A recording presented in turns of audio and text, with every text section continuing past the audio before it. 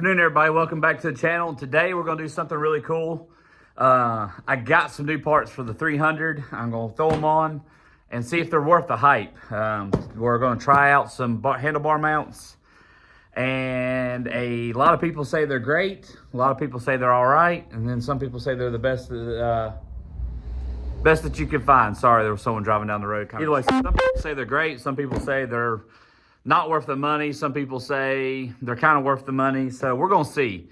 Give an honest opinion on it. I'm looking forward to riding in them because I deal with arm pump a good bit when I'm in a lot of rooty areas, or a lot of up and down on small rocks, and just all the vibrations coming through the handlebars. So let's check them out and let's show you what we got.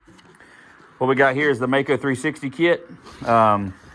It is supposed to be the top-notch anti-vibration handlebar mount. All the off-road guys run them. All the hard enduro, all the GNCC cross-country guys run them. So, and everyone I comment on in my in a post on Facebook, everyone that I posted about, they said they love them. They were like, "This is the best things ever." So we got green on the Sharp Bite. You can get different.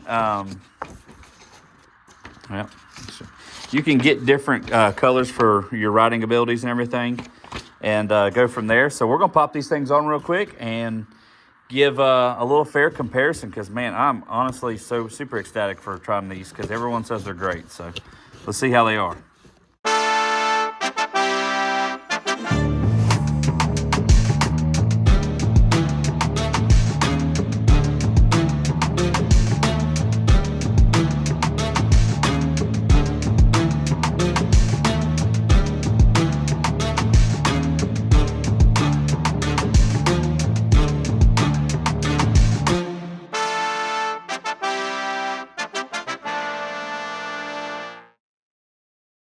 We got our Mako 360 installed, so now we are going to get suited up, throw on our bar guard, and go from there. We'll try it out.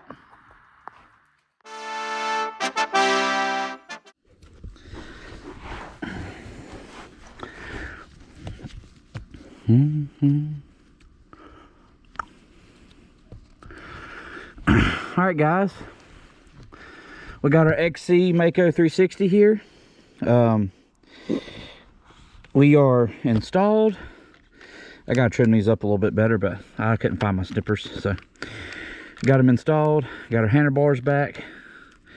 Oh, that's missing a bolt. I gotta fix that. Well, we'll get a bolt on that. It shouldn't go anywhere. It's bolted at the bottom and the top there. But we're gonna see how this does. And I've got it on the long setting. You can, from what I read on there, unless I'm understanding it wrong, you can set these mounts at 2 different positions. So let's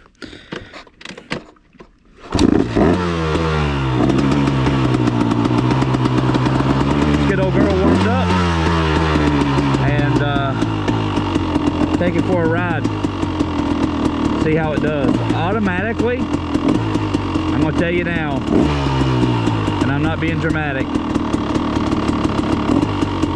seems to be a lot less vibration through the handlebars already.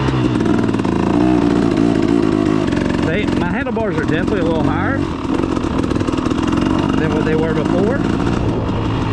First impressions, they're definitely a little higher than what they were before. They say they keep them stock height, so I haven't never checked and seen with the perch size, the height that I had on there. So what I had on there might have been a little lower. I'd have to look and see. I bought this bike used. I didn't build it, so I put a lot of stuff on it though. Still need to finish warming up. But I mean, so far, I mean, I don't know. Maybe it's a lot better. Okay, I'm gonna tell you now, that little bit of feedback was already 10 times better. I'm not exaggerating either. I'm not being funny. This is substantially better. Substantially. Oh shit.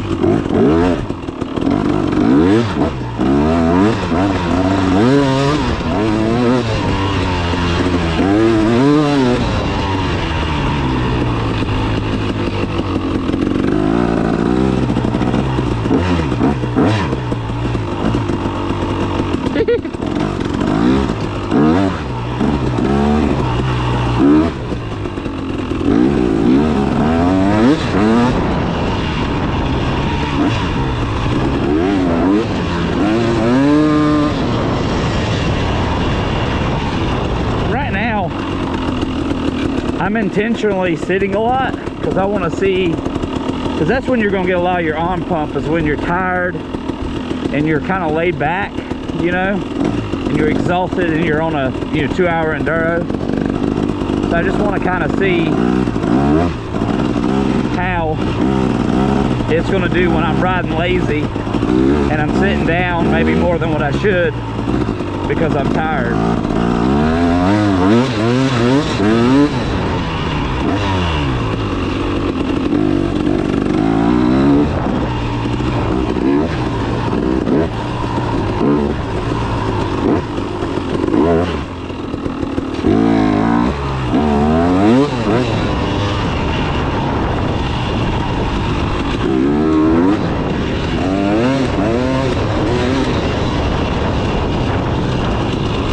So far, seeming a lot better.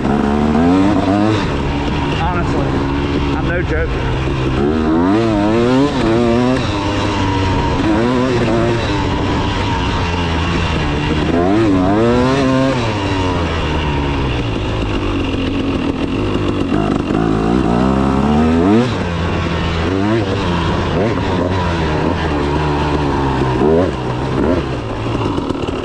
Oh shit, I forgot.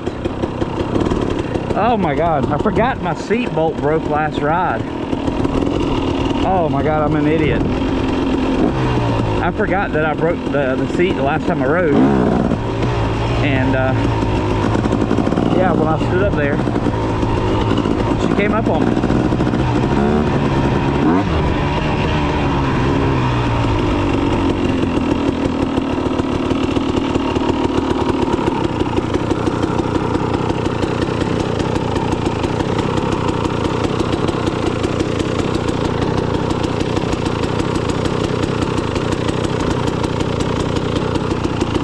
I need to go back to the shop and fix that.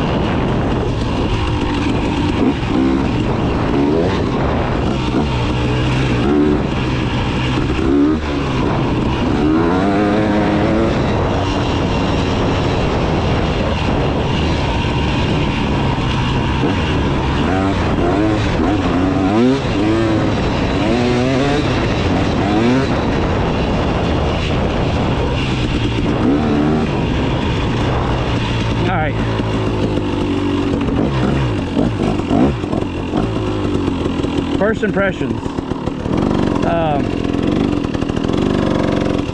It can, well, let's just go over everything when we're at the shop.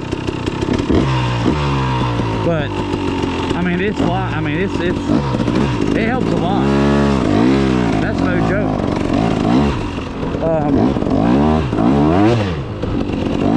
Somebody came out here and dumped a bunch of trash.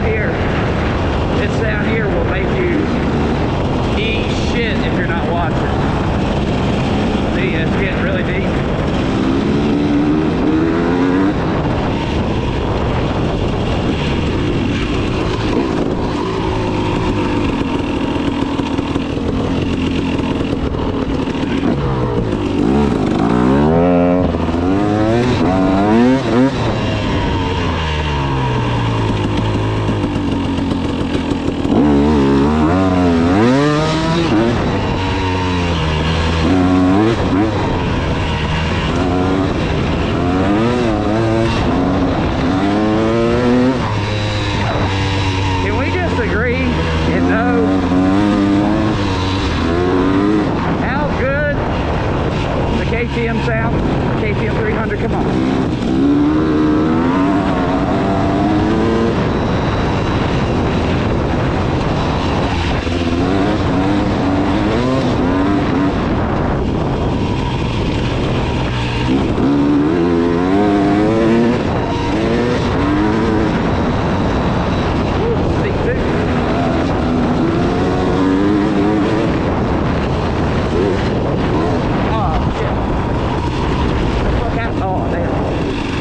Fucking airbox got my leg pinned in. What the fuck? That bolt must have came out. We're gonna go put the whole bike back together. Oh, and my seat. My second bolt must have fell out. Jesus Christ.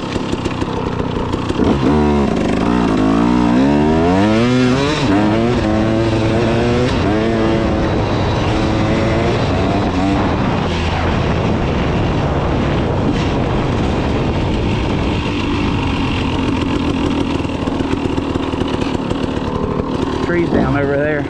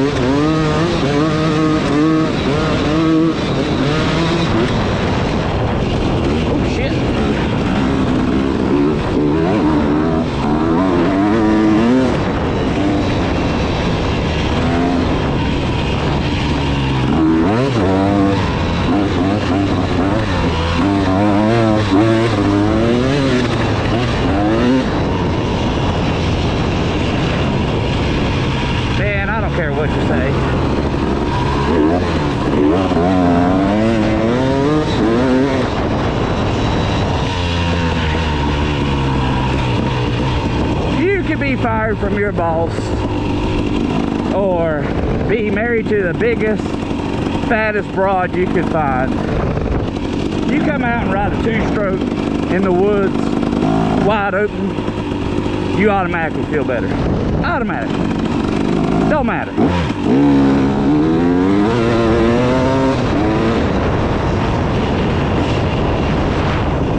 I like a four-stroke too now. I do.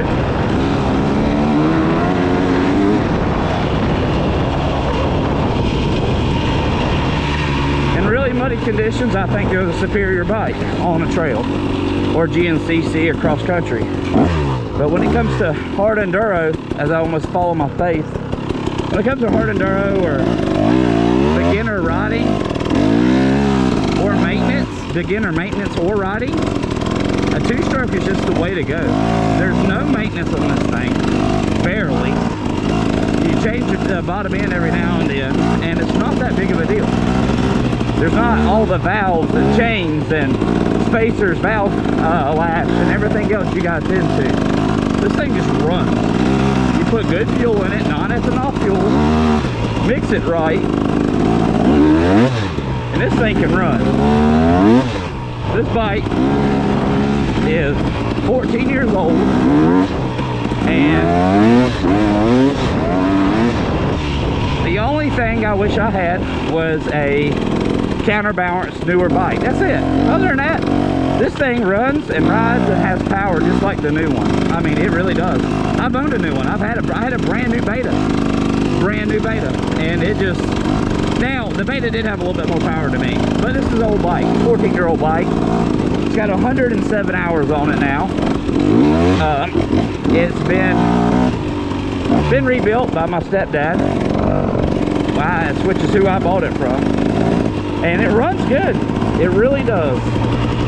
It's a solid little bike. I will not sell this little bike. I plan on buying a new bike in the summertime, just because I want some other things. Like I said, I think I'm going to get a four-stroke for certain occasions, but this thing here, I mean, it is great, and it's got plenty of power. In the woods, you can keep up with a 450 on a 300 all day long. I don't care what anyone says. Last race, I passed probably 10 or 15 or 20 450s on this thing. Down the straightaway. I mean, so. Especially Cowie 450s. Because they're junk. I said what I said. Don't come at me in the comments because I said Cowies are junk. But guess what? They are junk. Wait until your bottom end's falling apart. Then tell me how good they are. Brand new four-stroke right now, to me, it's either Yamaha or Honda. Either one, then KTM behind it as a four-stroke. KTM's in two strokes or Beta's in two strokes, either one of those. A KTM or a Beta is top-notch two-stroke bike, and I've rode them and owned them. I've got old videos, everybody can go back and look at them of me riding my Beta around.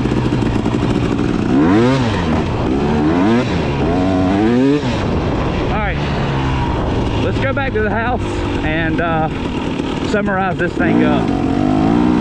I'm having a blast riding though. I mean, I am not even joking. Not even joking. This is, I gotta set the angle back a little bit. I got my bars a little rolled forward, but I'm not even being funny, guys. This thing is a huge difference. It's a lot of money, don't get me wrong. I bought this thing and it was a third of the price of my bike that I'm setting my ass on. So let's go down here and look at the pond real quick.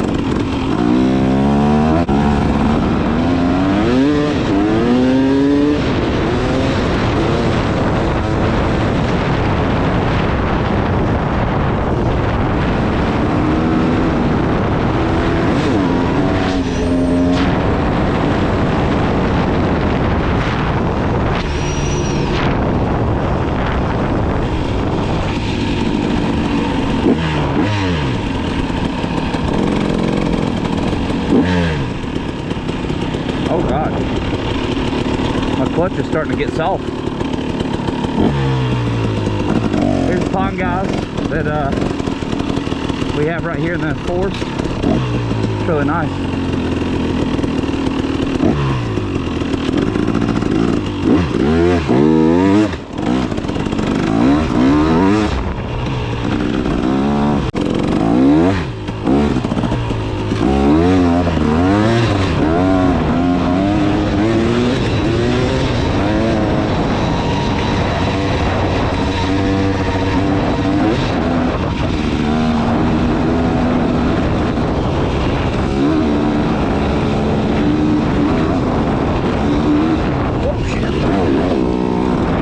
I wasn't ready for that because it wasn't like that before these trucks started getting stuck.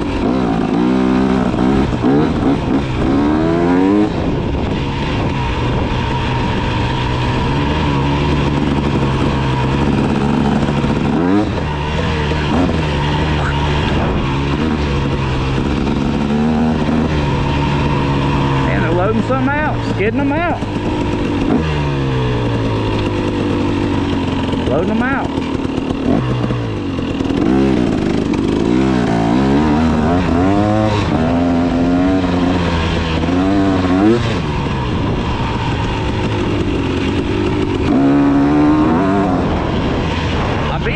Because I don't know what these roads are like now since they've been trucking, and I don't want to eat shit. So woo! So I'm talking about when you want to get by one of them old slow Kawasaki's, you just woo! I about busted down.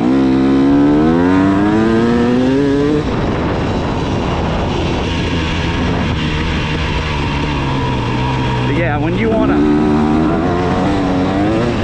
get by one of them old pesky Kawasaki, you just,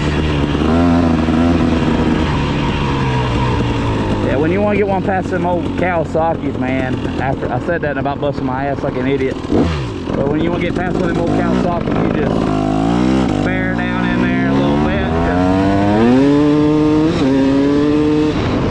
and then you're by, you're going. They can't get you. They're mad about it.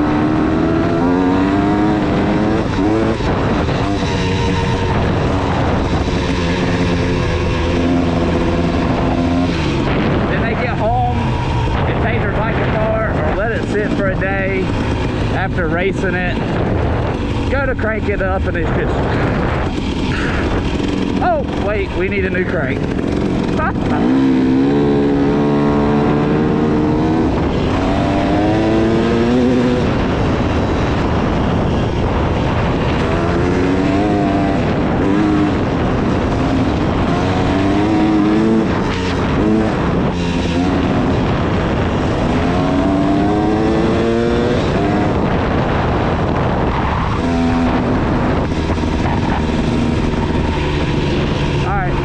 to the house. Do a review of this thing. All right, guys. I just got done riding for a solid hour and 10 minutes, and spirited riding, not like just putting around. And I will say, this thing made a world of difference. And I'm not being, like I said, I'm not getting paid by these guys. I'm just making this video for content. It's good. And everyone that said it was just as good as what, or you know, it was great, it made riding a lot better, they were right. I rode for an hour and 10 minutes, and normally after about 25-30 minutes in, like, my arms are just killing me when I'm intense riding or riding really hard. And this time, I mean, it's not. Like, I just kept riding. You still have some movement in, you know, the feedback, of course, the suspension's still working. The only thing I would say about it, like if you're a really seasoned, fast guy, is that it seems like it numbs some of the speed, if that makes any sense. So basically, it takes away almost a lot of the vibrations and the shock when you're hitting things. So it gives you more confidence to go through the ruts and the bumps and the roots and everything else. But it just kind of like, I found myself at times riding Like, I'm like, oh, I'm probably going a little faster in this section than I normally would, just because, which is great. It's a great thing. But on the backside of that, like, you know, you have a little bit more like, all right, this is on a cloud kind of thing.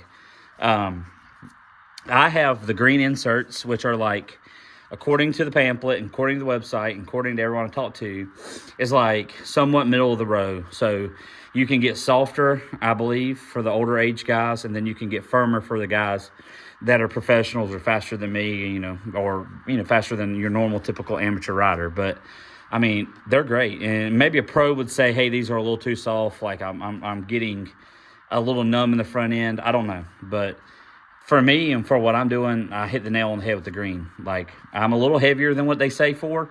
It says up to 180 pounds. I'm 210 pounds. Trying to trim down a little bit. But, I mean, it rides really good. I mean, it really does. The quality of it, it's nice. I bought the only thing I will say is I think this bumper guard's a little expensive. It's $32, but, you know, it's their product, their design. But, you know, I didn't want to just have, that's the only thing I was kind of looking at. It's like, now I got this chunk of aluminum sitting here that I had some, you know, of course, your standard purchase, but now I have a, you know, pretty substantial piece of metal sitting here that can add to when the bars come up and, you know, slap you in the chest or the face. But put this cover on there. It's really nice. It's a nice fitment. It looks good. That was my only comment. I think this is a little expensive. The piece overall is super, it's a high-end product for a bike. Don't get me wrong. This is a $3,500 bike all day long. I mean, maybe $4,000 on a great day, but this is a $3,500 bike. And, you know, this piece alone is $510 by the time it gets to your door. And they go up from there. You can put steering stabilizers on. There's a bunch of stuff. I got my stabilizer down there. Like I said, don't mind all the trash. It's just stuff that's falling down from my toolbox. But I've got mine disconnected because I ride in the sand a lot. And in the sand, in my opinion, where how deep and thick it is that I ride all the time. When I go to ride on like rocky clay-based trails and stuff, I'll hook it back up. But when I ride on sand all the time, when that front end gets to wanting to walk or wash a little bit, I like it to be a little looser just because I don't want the steering stabilizer keeping me from correcting it back. So sometimes riding in deep sand, I have found, at least with this older stabilizer, and maybe I need a new one or maybe I need to adjust the settings, it wants to kind of hold you when you're trying to correct it, you know, in a real quick snap. So that's just a preference thing. But you can mount stabilizers on these things. They come in all different ways, and they fit about any and every bike from what I could see. But it's great quality. It's a good product. And yeah, it's got a thumbs up from me. That's going to do it for this video. I hope you guys enjoyed it. Yeah, if you're up in the fence about buying a Mako 360 or not, you should do it. It's great. It's a great product. I need a haircut, but it's a great product, and I really think that you'll enjoy it, and it'll be great. I mean, I'm looking forward to the first race with it. That's for sure. Have a good rest of your week. Enjoy your weekend. Get out there and ride something, have some fun, and get on.